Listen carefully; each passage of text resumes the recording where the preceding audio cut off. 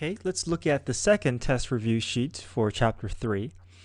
Number 1, the graph of g of x has zeros at x equals k, x equals n, and a relative maximum at m as shown. Based on the graph, which of the following is true? Now, this is the original position graph, so we can create the g prime and the g double prime by looking at this graph here. We know that our critical points will be at the hills and valleys of the graph. So at m and also at n, we can create and put the critical points in place. To the left, we see increasing slope, so that's positive slope. Between m and n, negative slope. And then to the right of n, we have positive slope. And then I put 0 and 8 to kind of give us boundaries. They don't really hit those points, but they get close to it. So just as a frame of reference, I just put those endpoints there. For g double prime, we're looking at the concavity. Now you're looking at the original position graph, so you can look at the curvature of the graph to determine whether it is concave up or concave down. In this case, if you're looking at the original graph, this shape resembles parabola opening up, so we know this is concave up. And then it'll hit m, where there's no concavity, neither concave up nor concave down, right? This portion does not resemble a parabola opening up or opening down, so that's a transition point. But then it goes right back to being concave up. So a critical point is at m. To the left is concave up, to the right is concave up. So now based off of this, we're going to see if we can determine which of these is true. Okay. G prime has a relative maximum at x equals k. So we see that there is not a relative maximum. This is neither a hill nor a valley, so that's false. G prime has a 0 at x equals m. So even though m is a critical point, it is a hill, but it is not a slope of 0. So therefore, G prime does not have a 0 at x equals m. The slope is undefined, so therefore, option B is also false. G double prime has a 0 at x equals n. So at n, it is neither a point of inflection,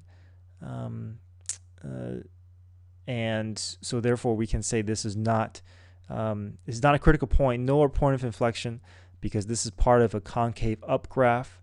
So we have to say that this is part of concave up. So this is not a critical point, is not a 0. So option C is also false. G prime is continuous everywhere. Now G prime is not continuous everywhere because at m we see that the slope does not exist. So there's actually going to be a hole for this G prime graph because this slope does not exist. And if you're looking at the G prime graph, we're only going to have a continuous graph if the slope of the original graph exists everywhere. So D is also false. And then part E, G double prime is never negative. Now if you look at G double prime, we see concave up hits a point where it's neither concave up nor concave down, the critical point for F double prime, and then it goes back to being concave up. So it is true that F double prime is always positive, except when F double prime is undefined at x equals m. So therefore, sorry, this should be G. G double prime is never negative. Okay, number 2, we're given the G prime graph. So we need to be able to know how to interpret this graph here. Anything above, remember the y value represents whether the slope is positive or negative. So this portion represents positive slope. This portion represents negative slope. So I'm going to have a bracket off to help show the slope in each of these regions. So the top portion has a positive slope. The bottom portion here has a negative slope. So we can create our sign line. Critical points will be at -1, 1, and 5. Those are where slope is 0. And then to the left, we see the graph is above the axis, so negative slope.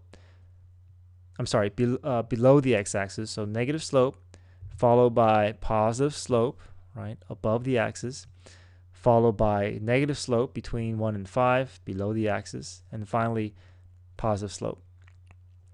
So now based off of this sign line, we should be able to determine where the graph is increasing and decreasing. F of x is increasing in the interval from -1 to 1 and also from 5 to infinity because f prime is positive. F of x is decreasing in this left interval to the left of -1 and also between 1 and 5 because f prime is less than 0. The location of the relative extrema, relative minimum at x equals -1 because, and also at x equals 5 because f prime changes from negative to positive. Relative maximum at x equals 1 because f prime changes from positive to negative. Point of inflection. Now, point of inflection is going to occur at the hills and valley of your derivative graph. So the hill here is at 0, the valley here is at 3, and we can put our critical points on the second derivative sign line. The slope of the derivative graph indicates concave up or concave down. So here you see that the slope is moving in the positive direction. So we know this will be concave up. Here the slope is becoming more negative, is moving in the negative direction. So therefore concave down followed by concave up. So now based off of this sign line, we can also write some statements and justifications for concave up, concave down, and POI. Concave up in the region to the left of 0 and to the right of 3 because f double prime is positive. Concave down from 0 to 3 because f double prime is negative. Point of inflection at 0 and 3 because f double prime changes signs. Okay, so now part D, draw a sketch of f given these ordered pairs. So f of -1 is -5. F of 1 is 5, f of 0 is 0, and f of 5 is -5. So we just simply connect those points, and we want that to resemble our slope as well as our concavity.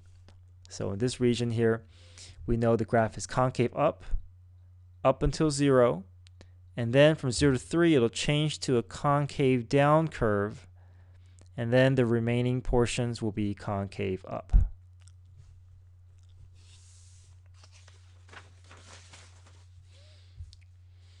Okay, let's look at this last few problems here. A landscape architect wishes to enclose a rectangular garden on one side by a brick wall costing $30 per foot, and on the other 3 sides by a metal fence that costs $10 per foot. The area of the garden is 1,000 square feet. Find the dimensions that will of the garden that will minimize the cost. So we're going to be optimizing the perimeter, optimizing the cost equation. So we have a diagram here. Here is the brick wall, and here we have the metal fence. I'm going to call the horizontal distance the x, the vertical distance the y. I'm going to assign dollar values for each of these lengths. Area is simply x times y. Perimeter is just 2x plus 2y, but if we include the cost of each of the per foot on for the respective fences and the walls, we're going to make that into a cost equation. So 30x plus 10x, 30x plus 10x plus 10y plus 10y, that reduces to be 40x plus 20y. So we're going to be trying to minimize costs. We're going to be trying to find the rate of change, or find when the rate of change of cost will hit a 0, will hit a minimal value. So that means we want to get this cost equation in terms of one variable. So we look back to see how we can use the area equation to make our substitutions. I have 1,000 equals x times y. 1,000 square feet is equal to xy. I want to solve for y, so y equals 1,000 over x. I plug the 1,000 over x in for y, and I multiply this through. We get 40x plus 20,000 x to the -1. We have our cost equation. Now we want to find the minimum cost, so we want to find where the rate of change will be 0. So we find the derivative of this cost function, and then we'll set that equal to 0. So 40x becomes 40, 20,000 x to the -1 becomes negative 20,000 x to the -2. Set c prime equal to 0. Bring the 40 over, divide the negative out. Cross product, solve for x, we get x equals 10 root 5. So if we know x equals 10 root 5, we can plug this back into the original area equation, and that will tell us the y value. Okay, so divide both sides by 10 root 5, we get y is equal to 44.721. So our dimensions will be 22.361 feet by 44.721 feet. Okay, we will omit and skip this problem here. This is a bit more complex than what I intended. So let's go to the last one here. And also, we're going to make this problem a little bit less complex by taking out this sentence here. We're not going to worry about the cost of $10 to service the rented room per day. Okay, a 300-room hotel in Las Vegas is filled to capacity every night at $8 a room. For each $1 increase in rent, 3 fewer rooms will be rented. How much should the management charge to each room to maximize the gross profit? And what is the maximum profit? So our formula will be depending on the change in rent as well as the change in the rooms rented. So the change in rent, we start at $80, but then each increment will be a $1 increase.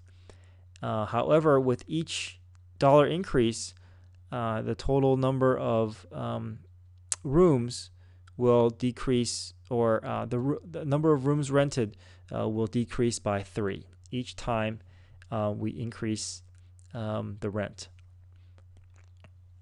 So now we have our rate formula. No need to make any more substitutions. Everything is already in terms of x. So we can just expand this expression out, combine like terms, and then we can just simply find the derivative to find out when is the rate going to be at a minimum. The rate of change will be at a minimum. Sorry, at a maximum. So we set the derivative equal to 0. Our derivative is 60. 60x becomes 60. 3x squared becomes 6x. 24,000 goes to 0. So we set our derivative equal to 0. Solve for x, we get 10. So that means after 10 rent increases, even though the hotel is losing 3 rooms every time this is happening, this increase is going to make up for that loss. So, and then it says, what is the maximum gross profit? So we simply plug 10 into the rent, and we get $90, or $90 will be the rent. Okay, how much should the management change to each room? So it'll be 10 increases, so the rent will increase by $10 to $90. The maximum profit, we simply plug 10 back into our original revenue formula, or our rate formula, and this will give us a maximum profit of $24,300.